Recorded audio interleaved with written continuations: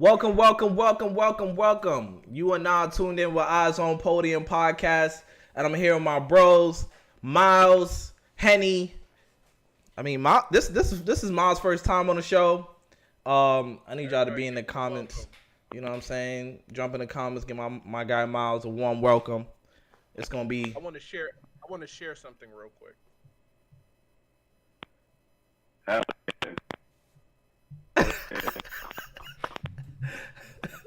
Two Victor Wembanyama rookie cards.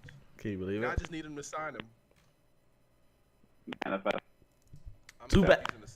Too bad he's not really rookie of the year. But let's talk about that right after.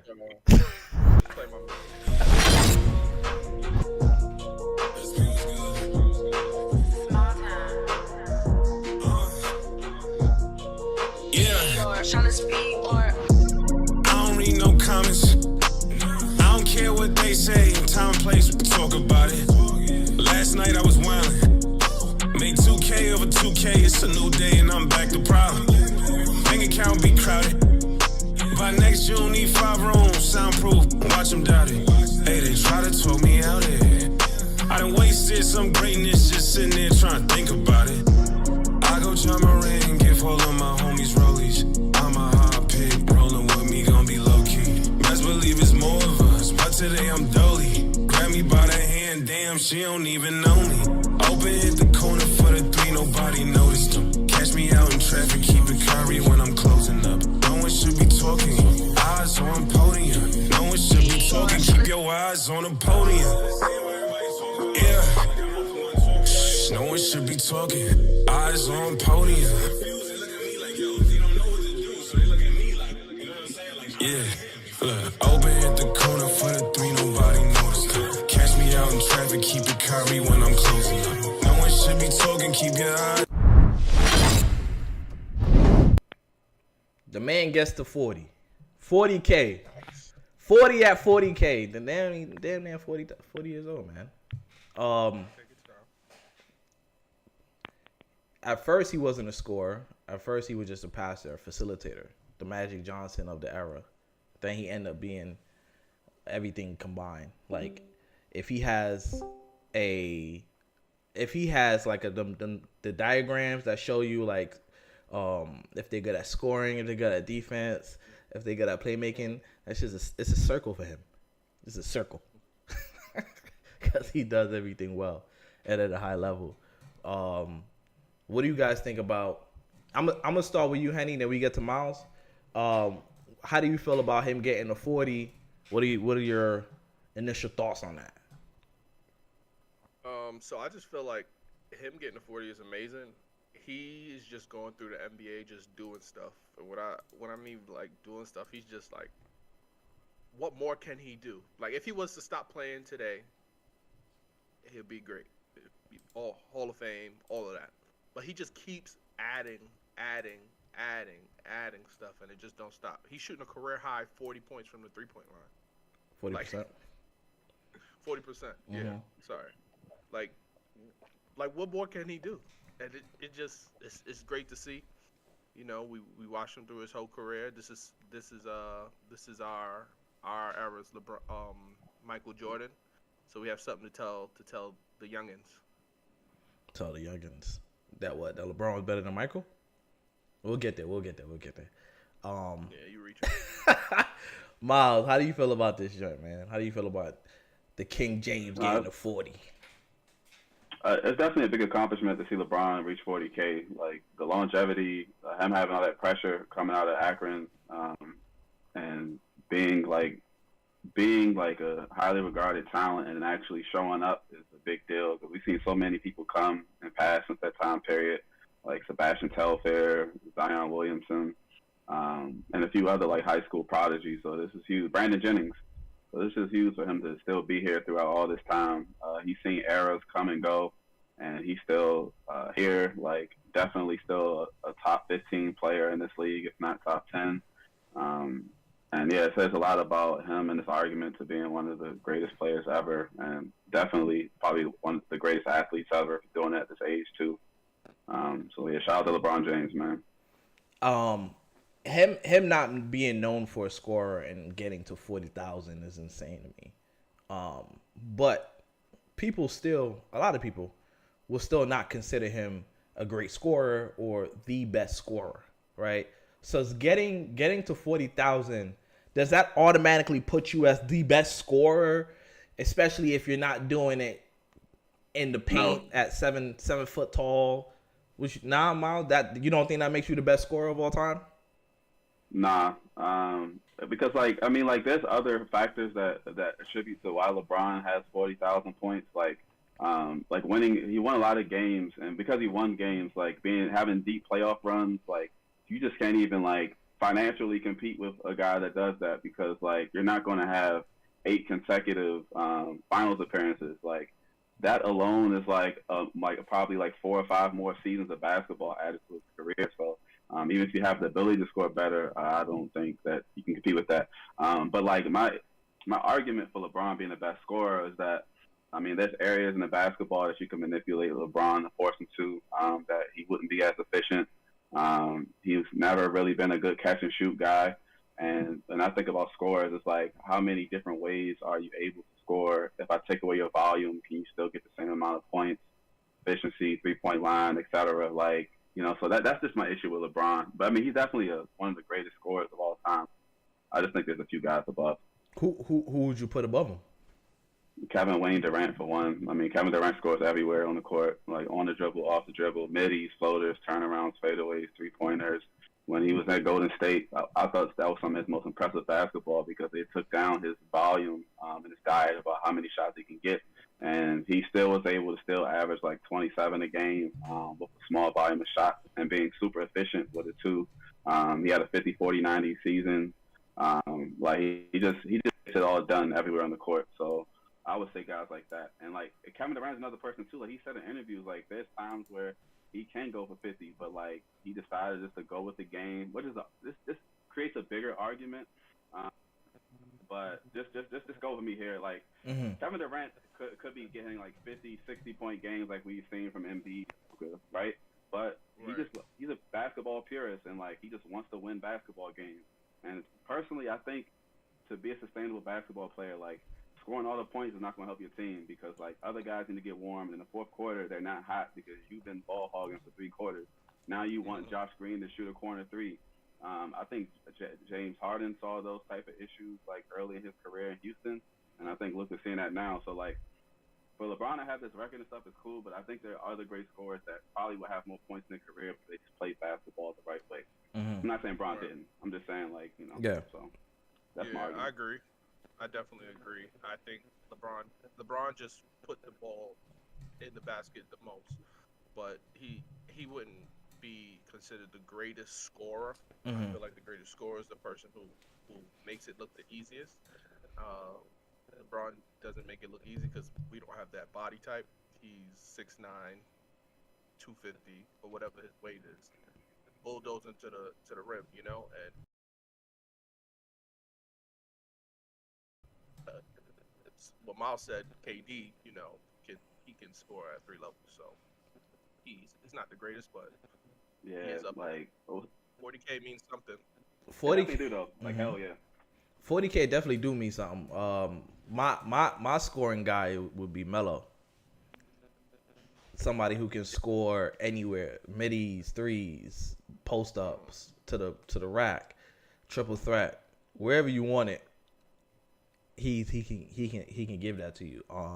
What makes LeBron so insane is that no, he's none of those things that we were saying, right? But because he does everything else, right? Because he's awesome. He's an awesome playmaker. He's a good rebounder. At one point in the league, he was one of the best defenders. Because he can do all the other stuff, it allows him to play deeper in the playoffs, like Miles was saying. It allows him to do these different things. And at the same time, he is a GM at the same time. He's doing all these other stuff. Like, we've never seen one man wear all these hats. LeBron is known for swapping out his team at trade deadlines. Like, yeah, let's just swap 7 of these. What's What's chemistry? what's We're chemistry? going to the finals. What's chemistry? Well, yeah. Well, what would y'all consider the best LeBron? The best period of LeBron James. What would y'all? I'm gonna start with Miles. Miles, what would you consider the best version of LeBron? Best version of LeBron. Probably like 250 LeBron. My number 6. Math. Where you cutting in and out? You tripping out. You tripping. Uh, Yeah, Henny, you go, and then yeah. That's all right. That's good. It would be probably the first time LeBron. No, I would say Miami Heat LeBron. Miami Heat LeBron is probably he was the villain. People wanted to take him down. He was learning to win. The size, the speed. There was nothing like that. He was a combination of Michael Jordan and Karl Malone. just a fast bulldozing defensive play and scoring phenomenon. You know, my favorite version of LeBron is probably his Cleveland Cavaliers. Which one? The first time the drafted year. He was just pure. He just figured it out the game. Stupid athleticism. Didn't know what he wanted to do. Just going out there and playing ball. I loved it. Yeah, my favorite version of LeBron is the Miami version. What do you think is the best? The Miami version. Miami version. Because at that time during the Miami era, he was the best player in the league. Number 2 they were saying was Kevin Durant. Consensus was saying Kevin Durant. Christopher Wilkins asked when was LeBron known as one of the best defenders. I'm about to get to it right now. And during that time when Kevin Durant was number 2, I felt like that gap between 1 and 2 was like between 1 and 100. I felt like he was so far superior, better than Kevin Durant during that time. Not just also based off of his defense. Being able to lock up D Rose at that period when D Rose was going crazy, for them to put LeBron on D Rose and then change the series, that's huge. He was getting a lot of Defensive Player of the Year votes during that time. So I would say that's the time he was probably one of the best defenders in the NBA during that period. He had the ability to guard 1 through 5. We seen him guarding 1 through 5 in Miami when when he would play the 5 sometimes, or Chris Bosh would play the 5 and he would be the 4, and then somehow he ends up on the center. He ends up on Thiago Splitter and getting a big block. You know what I mean? Like that's what I remember. That is the peak for me, peak LeBron. Miami. You good, Miles? You want to get on this?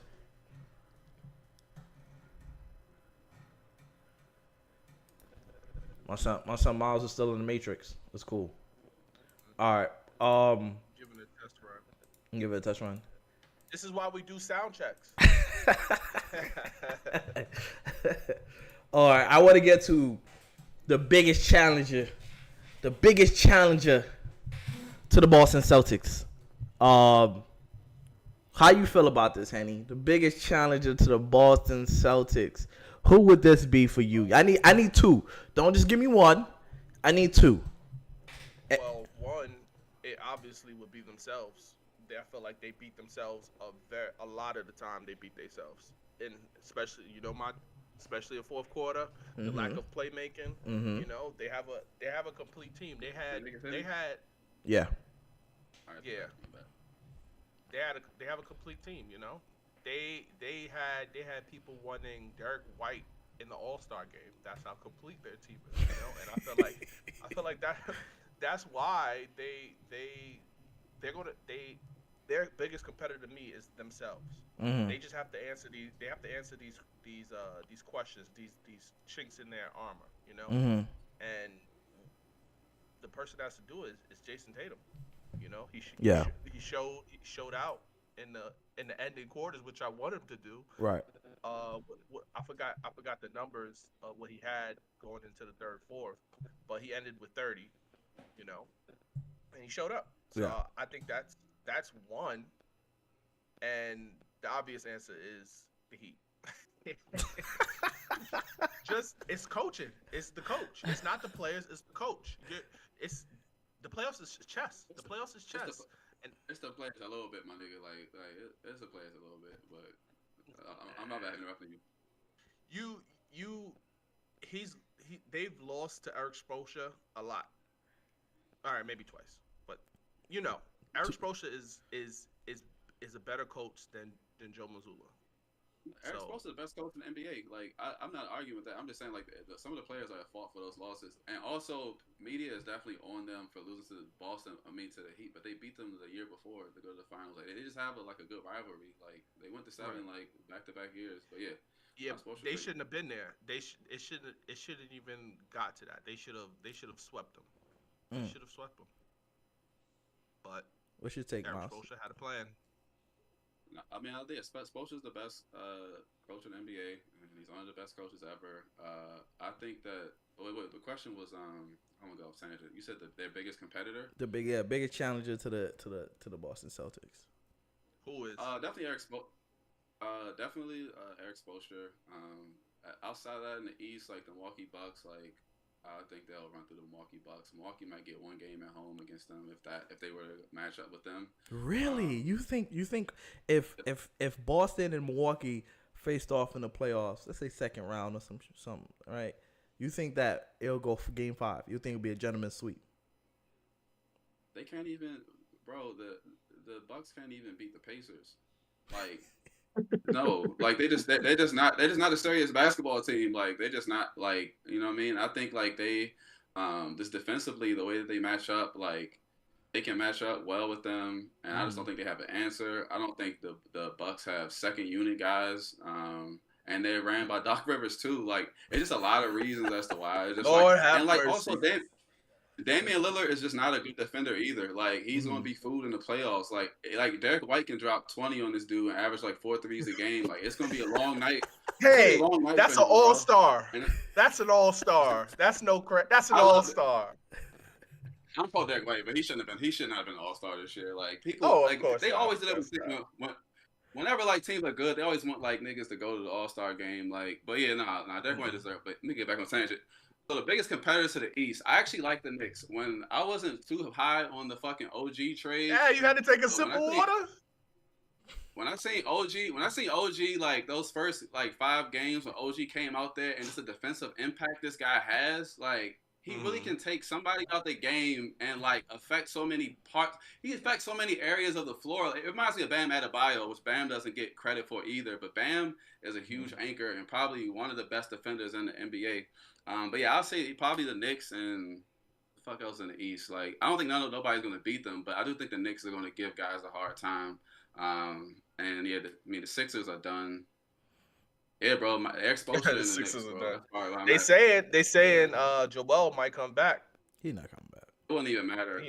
He's not coming back. And if he do come back, bro, they perennial second round cats, bro. Like they don't get out the second round anyway. Like it's just maybe this is the rest he needs. That I've always been saying. He need to take down his uses so he can be ready for the playoffs. Nah, he's done. They ain't good enough. Nah. They go get a pick. I believe they own their pick. I'm gonna check, but I believe they own their pick for this year. So go get a pick. I feel like they too far up to fall in the lottery. No, man, the way these NBA drafts are now, especially this year, I think this is one of the most talented draft classes we've gotten in NBA history. Like, if your GM knows bat ball, they can get somebody out these drafts, bro. Like, Ken Whitmore went 20. Like, you can Brandon Pozinski went right before that. Jamie Jacquez and all those guys. Like, these GM just what pick they get Maxey? Maxey wasn't a top 5 pick. Maxey was like 27 or something like that, right? Yeah, somewhere in the 20s. Maxey Somewhere in the 20s. 20s. Yeah. Yeah, you can find a guy, bro. Like, dude's got to do the knowledge. That's Onyx said. You definitely could find a guy during that period, bro. 100%. Just talking about Jimmy Butler and not Jimmy Butler, but the Heat. Jimmy Butler's on a tear right now. He's going insane. He's playing like Jimmy. He's playing like playoff Jimmy, and it's around that time. It's similar to what Bron used to do when he used to be like 0-30, and he just pace himself throughout the season and just start turning up around this time after All-Star break. But yeah, Jimmy Butler got the Heat feeling like a top 2 team in the East. The games I've been watching them play, they've been playing lights out. They're playing defense. They share the ball. And what I love about that team in particular, they call each other out. You know what I mean? You see them as they walking back to the bench. They having conversations. Now we're not doing this. We're not doing that. We need to do this. We need to do that. That's important. Offline, we were talking about camaraderie. That's important. Camaraderie and chemistry is important. And when you got your big dogs there and they doing big dogs things at all times, it helps. Bam Adebayo is super underrated. I don't understand how he a few people got his defensive player of the year trophies. A few of them. You know what I mean? Speaking of camaraderie, when they were suspended, they actually went out. The teammates who were suspended, they went out and watched the Heat game. That's hilarious. So, yeah, so that's that speaks volumes. Yeah. I'm not saying that other players don't do it, but Jimmy did it, and I seen it. So yeah, that he's a leader. He's a leader. He knows what it takes. Yes, he's been to the finals. He hasn't won, but that experience still counts. You still get those experience points.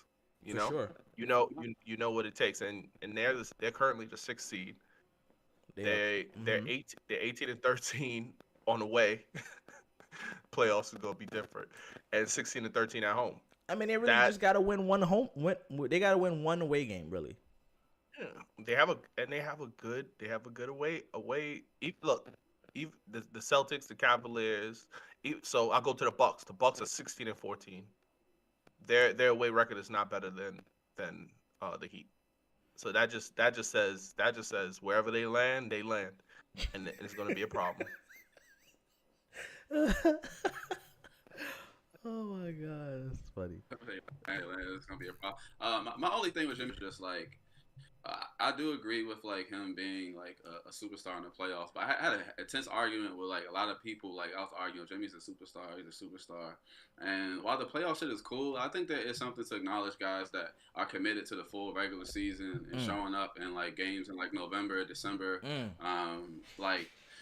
Even with the MVP argument, like Jason Tatum's availability throughout his course of his career, like he rarely takes load management. He's missed like 36 games his entire span in the NBA, which I think is impressive. Like to show up for your team every day. So like, I don't know. Like I kind of don't appreciate that Jimmy is just like, yeah, fuck the first 3 months. I don't care about All-Star.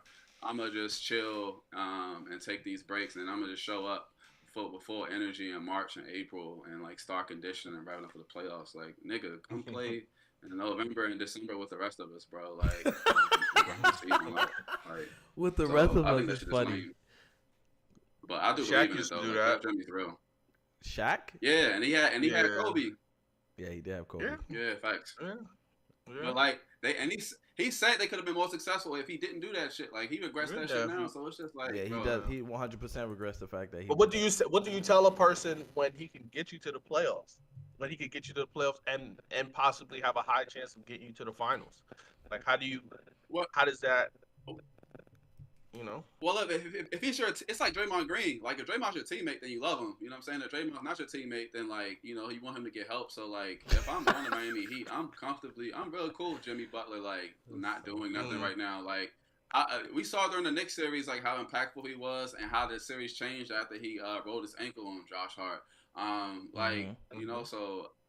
You want Jimmy to be healthy and prepared as your teammate. I wouldn't give a damn. But, as a fan of basketball and the league and how we try to, like, value players and see who's the best player, like, we talk about LeBron's longevity, like, availability is something that we need to appreciate more in sports. Yeah, and availability is vital. And talking about your man's Anthony Davis, I wanted to just you said availability. I just thought about street clothes. Anthony Davis is one of those players who haven't played a lot of games. He ended up playing a lot of games this year. He's only missed like a handful, maybe 4. And time is ticking in LA, obviously for Father Time and LeBron James. I really feel like this Trae Young injury situation of him, breaking his hand, and they want to blow it up over there. I think it's time for Trae Young to probably make that move. So we posed the question like, did he play his last game in Atlanta? I think he probably going to try to go to LA. It makes the most sense to him go play with AD. Somebody who AD probably could take some more nights off, and Trae Young can carry the team. How do y'all feel about Trae Young and this whole Hawks organization? Don't know what they're doing, possibly blowing it up, and Trae Young is possibly going out of there. He's not gonna be in the East Coast. He's gonna go West. They're not gonna trade with nobody in the East because they're not trying to see. I feel like trade 4 times a year. I feel like they had a chance. Everybody has a chance, but I feel like they were on to something when they got Murray. But that time has passed. It's time to go a new route because I feel like they hit their ceiling. It's not really much they could do even with Trae Young. I think they're playing bad without Trae Young. I believe they're on a little streak. Yeah, they're on a 2-game losing streak. They've underachieved ever since they made it to the Eastern Conference Finals. They've just been underachieving every single time. Yeah, which begs the question: were they overachieved? Did they overachieve that time? Were they not even supposed to be there? Bro. Are you finished, any? I didn't want to keep. I'm gonna start. Yeah. I mean, I was gonna say that I wouldn't. The Lakers would enjoy him, but I feel like his Trae Young is still young, and he should go to the Spurs. Fire. Yeah. I like both ideas with him going to Lakers because he is a talented dude, and like I like seeing the best players with the best players, and like Trae Young, what he's accomplished statistically, averaging all his assists with like kind of like average NBA players, like it's something to be said about that, and it should be at the highest level. I think the Atlanta Hawks organization definitely failed him. I didn't like the DeJounte Murray trade because they're both point guards essentially. Like DeJounte Murray's a guy that when he was on the Spurs, he was averaging triple doubles. I think he averaged like 6.5 to like 7 assists a game, with potential to get like triple doubles and stuff like that. And they both need the ball in their hands to be effective. And I think they both play better when one of them aren't playing games either. So I think the organization failed them. Like they completely failed them. They didn't try to make no moves, like try to make a push to get Pascal Siakam. Like and the fact that we can only reference like one thing that they did to make the team better, like that's kind of sad. So I think that they failed them, and it's just incompetence with owners, man. It's a really unfortunate thing, and that's kind of why I don't have a favorite team anymore on another subject, just because like this management do a lot of bad things that we end up as fans like being mad at players for not sticking in those situations, but like they get done foul. So yeah, I think either the Spurs or Spurs. I think the Spurs would be great. The Spurs, I didn't even think about the Spurs, but the Spurs. That's why I'm here. The Spurs got the picks for sure. The rumors are there. I think he's worth 2, 3. 3 is a stretch, but off of injury, maybe 2. Nah, maybe 2. He worth more than 3, bro. Niggas, they're about to get 4 from McCall Bridges. If I'm a GM, I'm not trying. If I'm a GM, I'm not trying to. If you're the Spurs, you giving up them 4 picks, it don't really matter.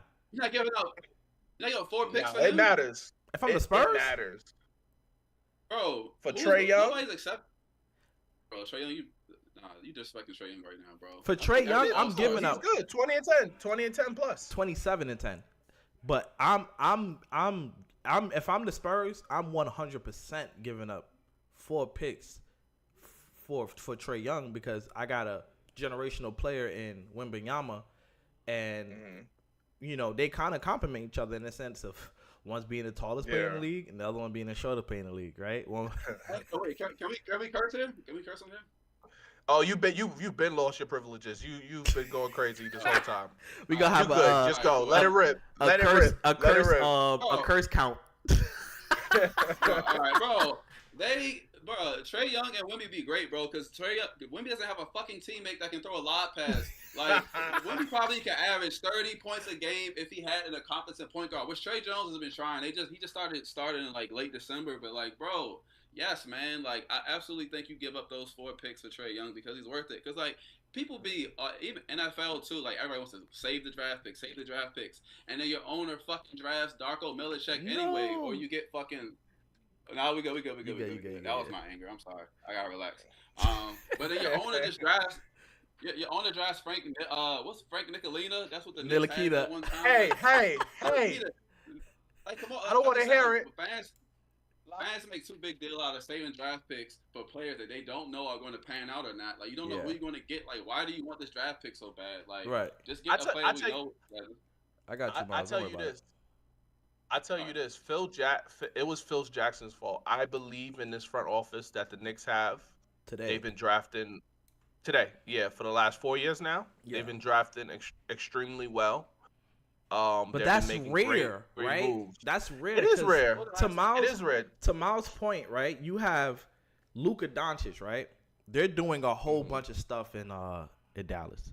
And every move they make seems to take them one step back, right? It seems like they took a step forward. They get on the court. You're like, whoa, why isn't this working? Why isn't this leading to wins? You know what I mean? Like, Kyrie's there. I mean, Kyrie's only play like 30 games out of the 60, right? But that's Kyrie, right? He's not gonna play. That is what it is. At this point, that is what it is. But no, wait, see this is what the thing I'm talking about, owner competence. Some of the things that Kyrie wasn't playing was because of Joe Tsai's competence, bro. Like Joe Tsai honestly ruined Joe Tsai and Sean Marks ruined the Nets, and we all give blame to Kevin Durant and James Harden and all those guys, bro. Like. I will never blame James Harden. Managed that situation with Kyrie, bro. I mean, Kyrie in Dallas right now doing some bull. Even with the COVID thing, I'm chipping in and out. Everybody's mad that Kyrie didn't play for COVID, but Aaron Judge said the same. Hold on, Miles. You're chipping in and out. What boy he doing? All right, cool. But yeah, management is important, obviously. That's why we always give thanks to Leon to Don Rose, Sam Presti. Sam Presti is the fucking greatest, bro.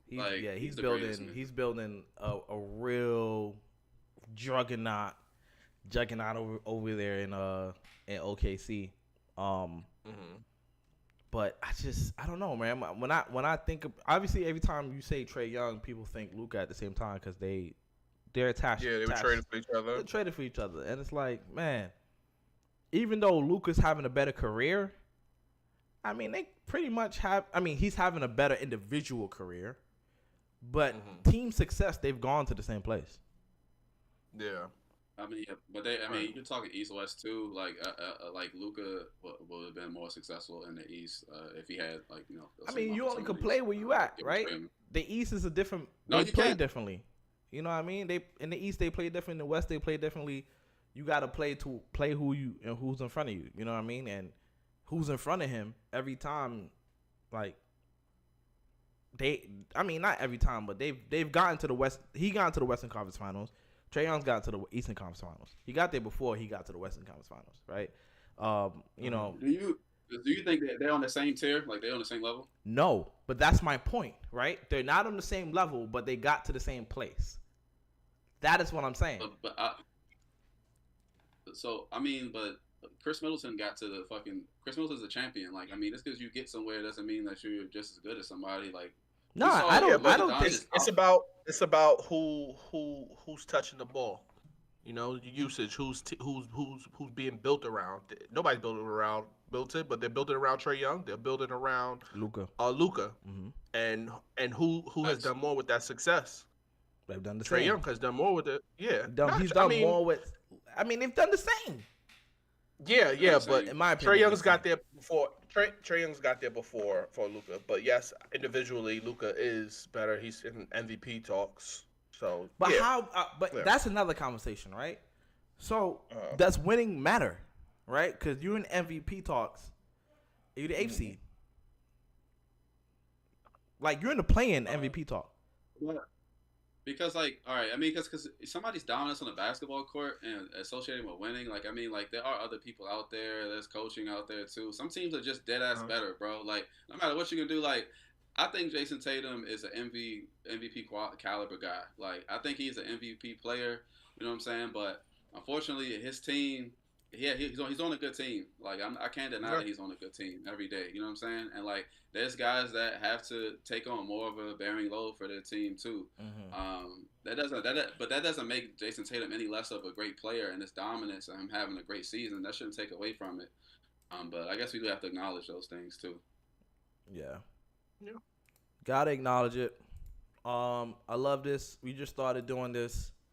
Call me a hater, but I don't believe in Rudy Gobert being the best defender in the NBA. Ooh. Why Like, not? Because like the guy, I mean, he's a good rim protector and stuff, but at the end of the day, like in the playoffs, like teams seek out a matchup with him in the pick and roll, isolate him and score him, and he gets to a point where that you have to take him off the floor. And Kevin Durant has said this too. Like if you're not a true defensive player of the year if you're getting seeked out for matchups, you can hunt it. Like that just doesn't make any sense to me. That's why like the perception of like regular season awards versus reality. Like regular season, like no, like Jason Tatum's not MVP. You could give it to Luka, you could give it to Shea, you could give it to what's the third one, Joker, right? But in the fucking playoffs, like the last 3 years, like Jason Tatum has been playing the best basketball. Like I could point out like countless games to reference. Besides maybe the year that Stephen Curry won, I could point out countless games that he's had. Like I think he has the record for Game 7. Like he scored 51 in the Game 7 on the road in Philly. The game before that, he was scoreless in the first half and then scored 16 in the fourth quarter to win the game. He dropped 46 against the Bucks in the Game 6 to close them out too, and dropped like 45 against the Heat the year before in the Game 7, bro. Like.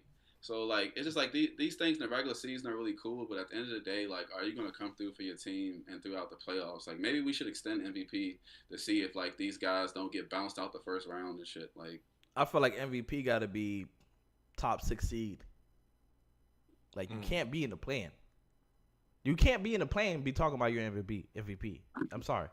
If you want to do best player, if you want to do offensive player, best offensive player, you want to do best, like, you know what I mean? Like, if you want to do that, cool. You know what I mean? Like, then I don't think they're ever gonna change the MVP. That's a staple. Like we talk about changing stuff. Yeah, I mean, they could, but the MVP is, I believe, it should be the best player on the best team, which would be Jason Tatum. But the way that the past winners have won, it seems like the what is the MVP is just the best player in the NBA. Mm-hmm. Yeah, absolutely, and bro. That wouldn't be Jason Tatum. Well, the best player in the NBA. Yeah, that wouldn't be Jason Tatum. All right, but he's the best player on the best team. Is that your call me a hater, but you don't believe in take? Yeah, he's not the best player in the NBA. Wait, so where is he ranked then? Like, what do you have Tatum ranked? I would say top 5. Exact number. I could give him. All right, I'll give him top 5. Top 5. Okay, that's fair. Top 5 is fair. That's fair. Because it's tough, right? You have, I mean, let's say healthy, right? You have Joel. What's your top 5? Jokic. We got him over Joel. Shea. Steph. Tatum. How is Shea and Embiid over Tatum? How is Shea and Embiid over Tatum? Well, I mean, I'm not really saying it in any particular order, but Embiid, I can put Embiid over Tatum. Yeah, Embiid's better than Tatum. But Embiid has never gotten out the second round. Like it's just like in a regular season, like this is what I mean. Like we do like the MVP, like how I view MVP now. Like the regular season, like yeah, these 70-point performances be cool and shit, bro. But then in the playoffs, Embiid's never gotten out the second round, bro. Like you got sent home by this dude. Like we got sent home by the Celtics multiple times. Like at a certain point, like I don't know, man. Like the longevity thing, the longevity of a career and a season, bro. Like Embiid just lacks longevity in his seasons, man. For me to have him Tatum over him, and Shea is not. Shea has no playoff success at all. So like He don't, but regular season award. It's regular season, and that's where you get your ranking in regular season. Yeah, regular season well, award. no, hold on. Let me just preface this. I wasn't saying MVP. I just meant as like this top 5 basketball player in general, like overall shit. Like, not MVP. MVP, these guys are over him for sure, but just like overall basketball player. I'm saying. Shea is elite. Shea is elite. I think he's just super quiet about everything. He plays in OKC. I feel like if he played in a different market, it would have been totally different energy around him. But I mean, Joel Embiid's amazing too. Jokic, completely amazing. These are players that do everything that is hard to quantify outside of team success, right? It's like you gotta add the team success. Like, what is your team doing? Like, how, depending on how well you're playing, what is the impact on your team? That is where you will have to go, right? And then, but at that point, you got obviously splitting hairs because team success is based off who's on your team, right? You got a defensive player of the year. You got an all-star. You got a superstar coach. You got the best rebounding. You know what I mean? You have another $300 million player on your team, and you're actually better. Like it's a lot. You know what I mean? Jokic wins MVP. He was the 4th seed. Win-loss was lower than Joel's, but he didn't have Porter and Murray. They gave it to Jokic because he had a tougher hill to climb. Yeah. Man, those things are narratives. Like the MVP awards, like, of course, exactly. They're narrative driven. But like just ranking players in general outside of MVP, like I just don't like. Every year I see these guys fall on their face every year, and this guy go to the Eastern Conference Finals every year, never miss the playoffs. Like I don't know how we rank people like overall in the league. Tatum to me is the face. I think once the old faces, the current faces, not old faces, the current faces, once they get out of here, to me it's gonna be Tatum's league, unless he don't want it. Like unless and I think he wants it. I think it's gonna be his league. So, to me with Tatum, yes, he's good. I just feel like he's like the privileged guy. He didn't have to struggle. He didn't have to struggle. That when you get drafted. Usually players struggle. Usually, not all the time. Because they got trash. Usually teams. Players struggle. Yeah, he didn't get that to see what he's made of. He didn't get the chance to take a struggling team and put him on his back. He's done it, but they were still good. But why do we need those? Why do we need those narratives in sports? Because honestly, the Boston Celtics would have struggled if Jason Tatum didn't play good. Like if he doesn't show up and gets his 28, 8 rebounds, 5 assists, and is still in the block, like they're not the same team. Like they're still in the playoffs. They're still in the playoffs. Giannis can't do that. Yeah, Giannis can't do that. Thunder definitely can't do that. Nuggets definitely can't do that. Maybe not this year, but like I mean, he performs well every single year. Like regardless of his team good or not, he's performing good. It's like when people talk about Shaq carried Kobe in all those years. Like Kobe was still averaging like 28 points in the fucking playoffs, bro. Like how do you say you carry somebody? Like I just think if niggas just be too hard on him. That the dude just turned 26 today. Like to say that he's 26 years old, he did turn 26 today. And he plays. Who he plays against? He plays against the Warriors, right? He plays the Warriors, bro. He gonna have a game. Put the over. Bro. Put the over.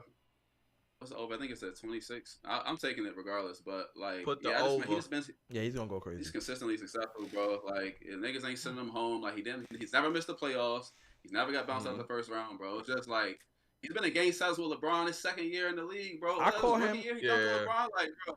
I call him. I think Tatum is the basketball version of Patrick Mahomes in the sense of he keeps getting to the big dance.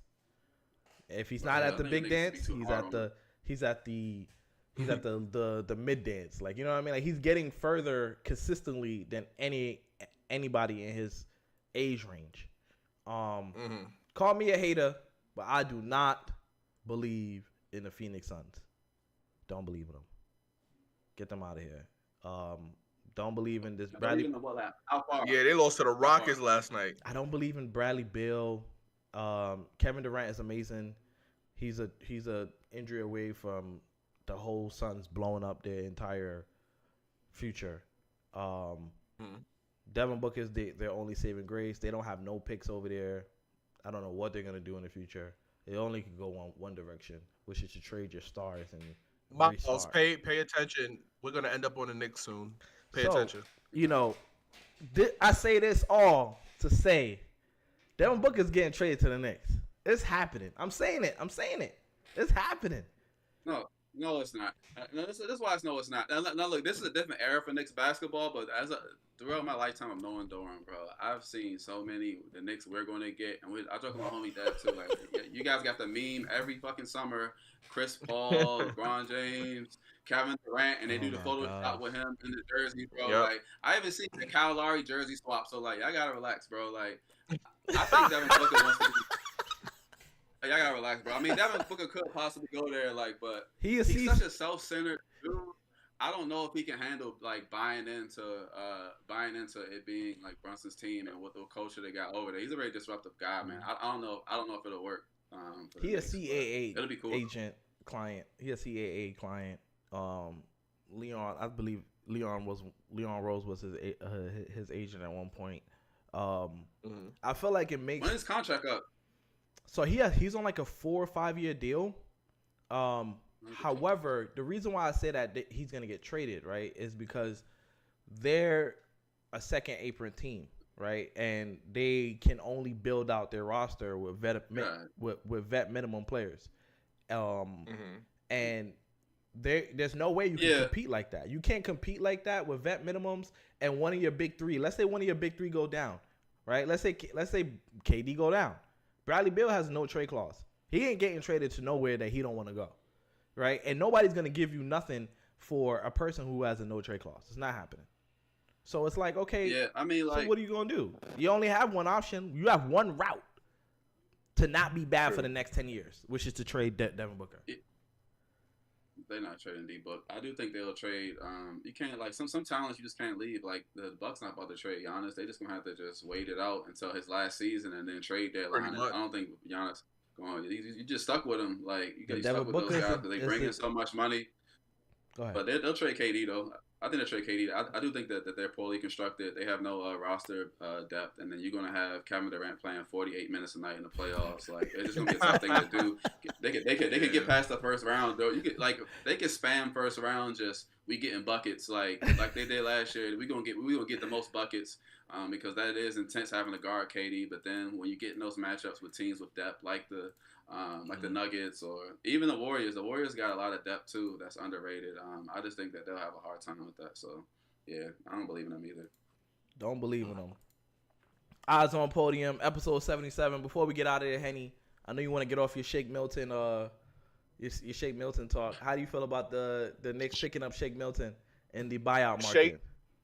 Shake Milton is taking Alex Burke's job. We want to say thank you for your services. We appreciate it. You've been a great help for these past few games, but enjoy your conversations with Jericho Sims. Enjoy it down there on the 14th with man. Jericho Sims. Yeah, go out, go have fun. Then make sure you practice your. Do you feel like it was a bad trade? Do you feel like it was a bad trade? Now they picking up Shake Milton. I don't. The whole team is playing out of position. From Jalen Brunson all the way to Hardenstein, everybody's playing out of position. Jalen Brunson is seeing more blitzes. DiVincenzo is taking more shots. Josh Hart is playing 80 minutes a game. He stays, even after the game, he has to stay on the court and do defensive slides to get ready for the next game. Precious Achiuwa, our center, is playing a stretch 4. Hardenstein is playing major mid. So everybody's out of position. I don't think we're doing a bad job. We're just surviving until 3 of our starters come back. That's it. I'm not mad at anybody. It was a joke, Alec Burke. I love you. I'm not mad at anybody. It's just it is what it is, you know? We just need to shake things up. Get Middleton in here to help expand Milton roles. Milton. I gotta practice that. I think that pickup means absolutely nothing. The pickup means nothing because Thibs only plays 6 people anyway, and Shake Milton will not be a part of that 6 anyway. So like, it'll be cool seeing him in garbage time to get his like 3-pointer and facilitate and stuff. But it means nothing. And he plays 7. He plays 7. If Tibbs is on, if Taj Gibson is on a 10-day, he plays 7. Yeah.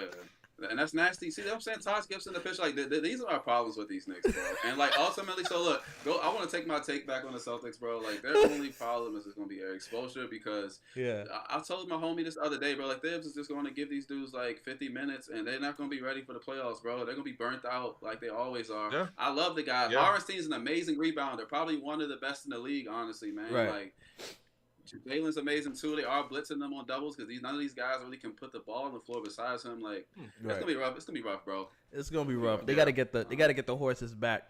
Eyesonpodium podcast. Shout out to Miles for joining us this Sunday. Shout out to Henny. Shout out to me because I'm me. And you know how I like to end the show. We got the best intro, outro music on YouTube, and if you think I'm lying, just listen. What about Twitch? Forgot Twitch. And kick. There we go.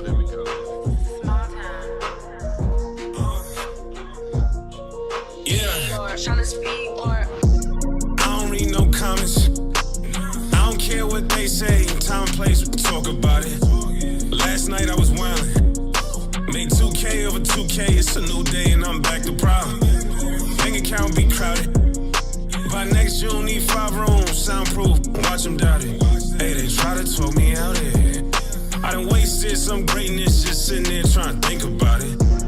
I go John Moran, give all of my homies rollies. I'm a hot pig, rolling with me, gon' be low key. Best believe it's more of us, but today I'm dolly. Grab me by the hand, damn, she don't even know me.